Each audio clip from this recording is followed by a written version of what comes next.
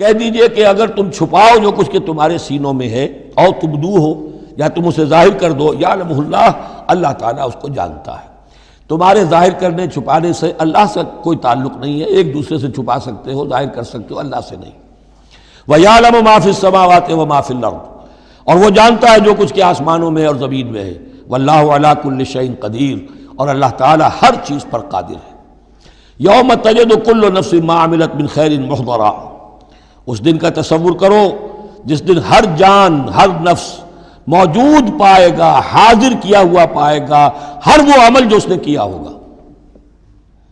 فمن یعمل مثقال ذرۃ خیرا یرہ ومن یعمل مثقال ذرۃ شرا یرہ۔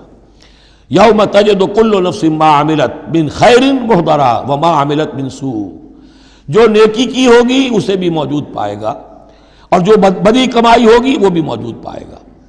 تود لو ان بینہا وبینہ امدا بعیدا، اور ہر جان یہ چاہے گی، ہر انسان یہ چاہے گا کہ کاش میرے اور میرے اعمال نامے کے درمیان بڑا فاصلہ آ جائے، میں اسے دیکھوں بھی نہ، میری نگاہ بھی اس پر نہ پڑے۔